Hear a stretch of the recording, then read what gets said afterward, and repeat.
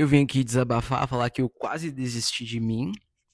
Fiquei o dia inteiro refletindo dentro de um quarto escuro, pensando sobre a vida, sobre meus erros e acertos. Tentativa e erro, né? Meu canal no YouTube foi deletado quando eu tava viralizando alguns vídeos. É. Perdi todo o conteúdo, todo o tempo que eu passei gravando. E eu taquei o foda-se. Falei, vou começar do zero de novo. Comecei a investir em tráfego pago para fazer campanhas para clientes. E o resultado não foi tão expressivo, satisfatório quanto eu queria, mas eu continuei seguindo em frente, batendo cabeça, apenas dedicando a mim mesmo. Pegava o celular, uma câmera, ou sei lá, seja lá o que for, um microfone, e começava a falar coisas que vinham de dentro. Meu conteúdo ali não era tão, assim, bem produzido, mas ele era uma coisa que eu queria falar da alma, falar da vida, falar de mim, construir alguma coisa dentro disso, um negócio digital. Mas eu vi que eu tava enfrentando muitas barreiras. Que entrar é fácil, né? Difícil é você manter ali os clientes na ativa. Para mim, o mais difícil foi manter um cliente na ativa ou o processo de qualificação. Mas então eu fui desenvolvendo isso. E eu lembro uma vez, eu tava com meu violão nas costas, fui, peguei o busão até outra cidade e fui pro teatro. E a professora ali era um grande modelo de, pô, ela atua bem, eu posso pegar o que ela sabe e aplicar a mim, e então desenvolver em mim a personalidade dela. Não como um completo, né? É unir visões da sua visão, é pegar o que o outro tem de bom a você. É um processo de espelhamento e modelagem. Você pega, modela, espelha e traz para você a visão do outro. Um meu amigo me disse: nada é perfeito, mas nada é tão ruim. Eu falei, pô, isso faz sentido, ecoou na minha alma. Eu comecei a pensar sobre isso, refletir em cima, e apenas estou aqui agora falando com desconhecidos, que eu não sei quem é.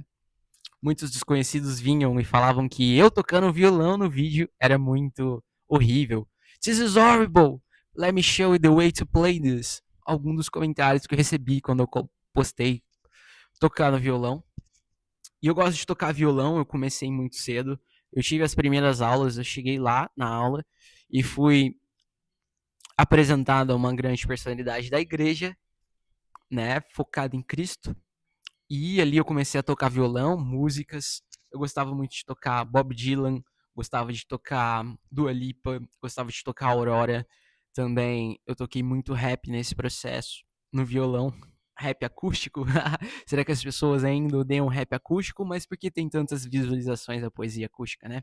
Eu tive esse processo, eu fiz 2 EPs, 3 EPs, músicas minhas autorais com beat da internet, ou beat que eu comprava de produtores. Uma vez eu subi uma campanha para um produtor musical, no qual ele está produzindo meu álbum gospel hoje em dia, e teve mais de 200 cliques no link para comprar a batida dele. Eu falei, uou, tem um processo aqui. Eu subi uma campanha e tive mais de 40 mil visualizações nas minhas músicas, mas elas foram deletadas. Eu perdi o conteúdo que eu gravei e gastei dinheiro gravando esses conteúdos. Eu falei, putz, tá tudo dando errado, né? Quando você foca no errado, parece que tá tudo dando errado. Falou, a minha terapeuta falou, né? Você olha uma coisa dando errado e se a sua atenção tá no errado, você só vai ver aquilo. Nossa, meu dia tá sendo tão ruim. Aí se você foca no positivo, as coisas que você quer construir, não vai ser fácil, não vai ter caminho fácil aqui. O caminho fácil leva ao mais difícil, o caminho difícil leva ao mais fácil. Como eles dizem, né? O caminho até o, o céu se parece com o inferno e o caminho para o inferno se parece com o céu. Mas dentro desse processo de criação de persona, você cria uma persona de quem você quer atrair para o seu conteúdo e você cria uma persona de quem você quer ser falando sobre o seu conteúdo. E a gente não tem controle sobre a percepção do outro, o que o outro pensa de nós. A gente apenas tem controle sobre o que nós pensamos sobre nós. É onde entra o nosso controle. De, eu quero passar tal imagem, mas as pessoas talvez não vão pensar em você nessa imagem que você quer passar, ou usando palavras do inconsciente coletivo, né? Palavras como espírito, alma, essência, palavras como, porra, eu tenho uma ambição gigante, e essa ambição gigante, é um arquétipo tipo do Alexandre o Grande, que ele queria conquistar o mundo, queria colocar o mundo nos pés das mães dele. Ele falou: eu não vou desistir até chegar lá. E uma vez, Alexandre o Grande estava conversando com Diógenes. Reza a lenda. É uma história mitológica, né? Mitológica nem tanto, porque tem um ponto de realidade nela, mas é bem interessante as histórias. E esse arquétipo do Alexandre o Grande, do conquistador, ele estava lá. Então, Diógenes falou para ele: senta aqui, vem aqui para a margem do rio, vamos relaxar. Ele falou: não consigo relaxar, cara. Eu preciso conquistar o mundo inteiro primeiro. Aí Diógenes falou: nossa, que baboso, que besteira, hein? Conquistar o mundo inteiro. Vamos, senta aqui logo, vamos relaxar. Ele falou: não consigo relaxar, cara. Eu preciso conquistar o mundo. Ele estava focado em conquistar o mundo. E o outro queria relaxar. E reza a lenda que Alexandre o Grande ficou com inveja de Diógenes porque ele estava relaxando. Porque ele tinha o seu tempo de, pô, só tô aqui curtindo a vida, apenas relaxando. Não preciso conquistar o mundo inteiro. Não preciso de besteiras materiais. Mas as besteiras materiais não é o que a gente precisa, mas é o que a gente quer. Normalmente o que a gente tem é o que a gente precisa, não o que a gente quer. Mas quando eu tenho o que eu preciso, posso correr atrás do que eu quero, mesmo tendo uma ambição gigante. Dá para ser alcançado, talvez. Porque Steve Jobs uma vez falou que ele e o Bill Gates não queriam ser os homens mais ricos do cemitério. Eles queriam ser uma pessoa que fez algo extraordinário.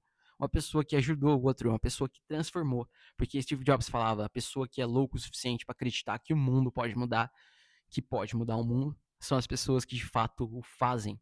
E é realmente as pessoas loucas, elas acreditam tanto na ideia delas que aquilo passa a ser real, porque a mente não distingue o que é real do que é falso. O subconsciente não separa o real do imaginário. Então, tudo que você afirmar para si mesmo, a sua mente vai achar que é verdadeiro.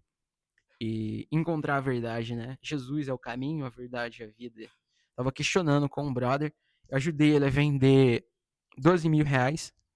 Aí a gente tava conversando sobre verdade, como encontrar a verdade, né? E foi nesse processo eu falei, pô, para encontrar a verdade a gente precisa cavucar fundo, a gente precisa tirar como as camadas de cebola. Na cebola tem várias camadas, né? Certo?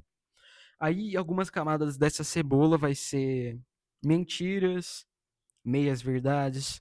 Aí alguma camada dessa cebola vai estar a verdade. A gente tem que descascar aquilo para chegar na verdade. Na verdade, na realidade última do universo, dizem que tudo isso é átomos, né? Átomos, consciência, neurônios. Neurônios espelhos, já ouviu falar dos neurônios espelhos? Neurônios espelhos é basicamente você se adaptando ao ambiente, você espelhando o ambiente, modelando. A modelagem, né? Porque o avião só tem asa por causa do passarinho. O homem observava a natureza, aprendia com a natureza e então chegava numa alta gama de informação, uma alta gama de percepções para criar uma realidade. E toda realidade ela já existia em um outro lado, será? Do outro lado eles falam, nossa, o que tem do outro lado da montanha? O que tem debaixo da terra? E se eu for para aquele lugar, o que será que tem lá? E se eu alcançar isso, como vai ser? E se tudo isso que eu penso não for verdade? A verdade vai ser importante. Eu coloquei a verdade acima de tudo, modelando um dos meus mentores indiretos, né, de coisas que eu busco dentro de aplicações de leitura. E ele colocou a verdade acima de tudo, esse mentor. É uma pessoa aí.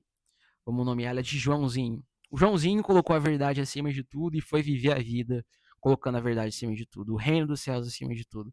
As coisas se expandiram para ele, se abriram para ele. Jesus Cristo abriu o caminho para ele, ele chegou na consciência crística, alcançou isso, entendeu a sua essência e começou a expressar isso para o mundo. E ele começou a ajudar pessoas a silenciar a mente. Então, o Joãozinho ajudou as pessoas a silenciar a mente e foi interessante. Porque eu consegui, no meio das pessoas que ele ensina, eu consegui também o acesso a esse espaço vazio e silencioso. Esse espaço vazio e silencioso que nós somos, né? A pergunta de Ramana Maharshi, da espiritualidade, sobre você se questionar quem sou eu, a pergunta quem sou eu, ela abre um eco na alma, né? Porque nós não sabemos quem nós somos. Ou será que sabemos? Ou não sabemos? Então, vai ser um processo árduo até a porta estreita. durante a porta estreita, caminhando com Cristo. Vai ser árduo, vai ser difícil, mas se você pagar o preço, vai valer a pena.